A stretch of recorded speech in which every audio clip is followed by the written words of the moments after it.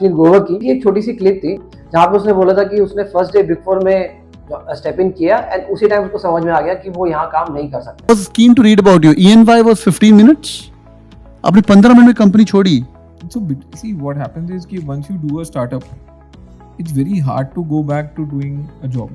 But I went there and मतलब मैं घुसते ही मेरे को समझ आ गया कि यार these are I can't do a job again. And एकदम शांत जगह, मतलब आप स्टार्टअप में जाओ, startup office is all about hustle bustle, right?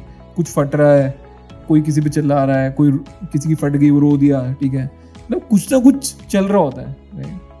नहीं, EY office was like pin drop silence, मतलब वो एसी की हवा भी चेंज होती ना, पता लग जाता कि इतनी शांति थी। तो उसको क्लैरिटी थी कि वो इस एनवायरनमेंट में वर्क नहीं कर सकता। उसको अपना पर्पस पता था, उसको अपना स्टाइल पता था। अब जरूरी तो नहीं जो उसका लिए स्टाइल डिफाइंड है वो आपके लिए भी हो, तो इसीलिए ही आपको ये डिफाइन करके समझना पड़ेगा कि आपके लिए एक्चुअली क्या बिग फोर सही है या नहीं। आज इस वीडियो में हम उन पॉइंट्स पे बात करेंगे जो आपको कंसीडर करने चाहिए, एनालाइज करने चाहिए और तभी एक इन्फॉर्म डिसीजन लेना चाहिए कि मुझे बिग फोर ज्वाइन करना है नहीं करना, या कोई small size medium CA firm join करना ही नहीं करना। मैंने जब बिग फोर ज्वाइन किया था in year 2015 and I spent 5 years in big four, ये पॉइंट्स मुझे रियली हेल्प कर रहे थे to understand, to take a decision कि मुझे एक्चुअली में बिग फोर ज्वाइन क्यों करना है और मेरा पर्पस क्या है। तो वो पॉइंट्स क्या हैं? First, know yourself. You need to understand expectations and the reality. एक बिग फोर या मीडियम साइज सीए फर्म्स की आपसे क्या एक्सपेक्टेशंस है और एक्चुअली में रियलिटी क्या है, how much technically good you are. Let's take an example. अगर आप फ्रेशली क्वालिफाइड से 3 years का एक्सपीरियंस रखते हो तो बिग फोर की एक्सपेक्टेशंस आपसे ये होती है कि आप एक प्रॉपर्ली वर्क एग्जीक्यूट करोगे।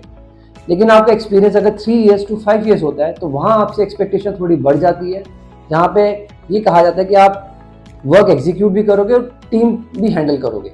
लेकिन अगर आपका एक्सपीरियंस 5 years बियॉन्ड है तो आपसे एक्सपेक्टेशंस और बढ़ जाती है, execution, team handling plus business development.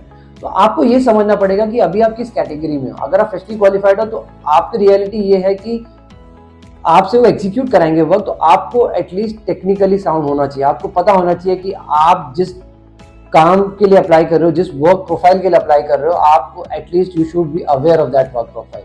लेकिन अगर आप एक एक्सपीरियंस प्रोफेशनल हो, आपको टीम मैनेज करना आना चाहिए, साथ साथ आपको बिजनेस डेवलपमेंट भी आना चाहिए। तो ये एक बहुत क्रिटिकल स्टेप है जहाँ पे आपको समझना है कि एक एक्सपेक्टेशंस क्या है एक बिग फोर या मीडियम साइज फर्म से और आपकी रियलिटी क्या है, where actually you are standing. Okay, second, know the firm. This is really very very critical step. आपको एक्चुअली एक प्रॉपर डिटेल एनालिसिस करना है, डिटेल रिसर्च करनी है कि आपको कौन सी फर्म में जाना है। Big four, there are 4 firms, right? Medium size firms भी बहुत सारी हैं, तो आपको एक्चुअली टारगेट करना है कि आपको किस फर्म में जाना है। नॉट जस्ट फर्म, आपको ये टारगेट करना है कि आपको किस डिपार्टमेंट में जाना है, because departments are very different, right?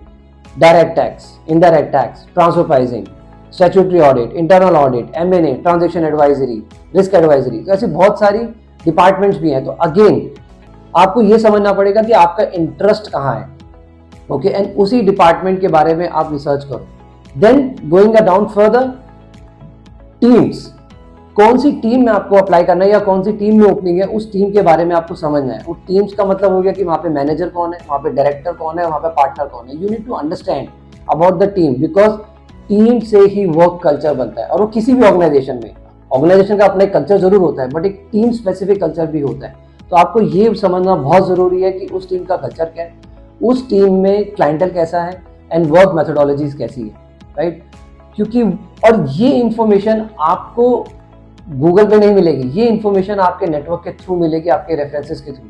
अगर आप किसी ऑर्गेनाइजेशन को आपने टारगेट किया है या आइडेंटिफाई किया है तो उस टीम्स के बारे में समझना बहुत ज़रूरी है, क्लाइंटल के बारे में समझना ज़रूरी है। बिकॉज कल को अगर आपने ज्वाइन किया तो आपको सरप्राइज ना हो कि यार मैंने सोचा था कुछ और मुझे दिखा कुछ और। तो कोशिश करो जितना आप रिसर्च कर सको उस फर्म के बारे में जानने के लिए, उस डिपार्टमेंट के बारे में जानने के लिए, उस टीम के बारे में जानने के लिए। और आई एम श्योर आपके नेटवर्क से आपको ये इंफॉर्मेशन मिल सकती है अगर आप कोशिश करो तो।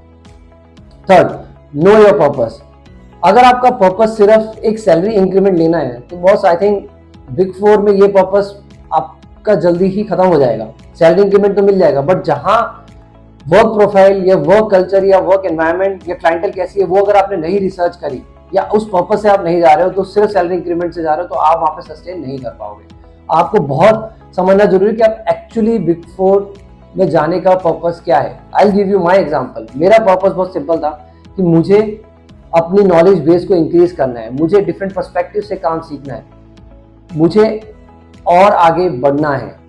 बहुत ही सिंपल रीजन था कि मुझे और नॉलेज गेन करनी है, अगर उसके लिए मेहनत करनी पड़ी तो कर सकता हूं मैं। तो यही आपको डिफाइन करना है कि आपका पर्पस क्या है other than salary increment. And आपका पर्पस हो सकता है लर्निंग, नेटवर्क इंक्रीज करना, वैल्यू एडिशन, डिफरेंट तरीके से काम को समझना और कैसे काम को अप्रोच किया जाता है प्रोफेशनल तरीके से। You need to clearly define your purpose, because यही पर्पस है जो आपको सस्टेन कर पाएगा एक बिग फोर में या मीडियम साइज फर्म में। और वो जो रीजंस हमने जो डिस्कस किए थे उनको आप इग्नोर कर पाओगे बिकॉज आप एक डेडिकेटेड पर्पस के साथ काम कर रहे हो। Fourth, know your future goal. ये भी आपको समझना पड़ेगा कि आपका इवेंचुअली एक गोल क्या है। अगर आपका एक गोल है कि मुझे सिर्फ एक वर्किंग एक्सपीरियंस लेना है और आगे फर्दर स्टडीज में जाना है, तो आप उस पर्पस से जाओ। 6 महीने, 1 साल, जो भी आपको वर्क एक्स चाहिए उस पर्पस से लेके, एंड देन आपका वो पर्पस मीट हो गया and then you take an exit, right.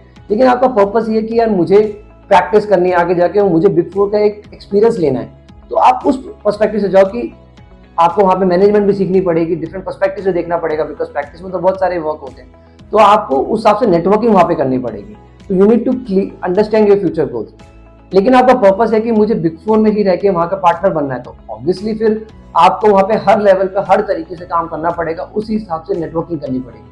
तो अपना फ्यूचर गोल को दिमाग में रखते हुए आप ये डिसीजन लो कि मुझे बिग फोर जाना है कि नहीं जाना, राइट।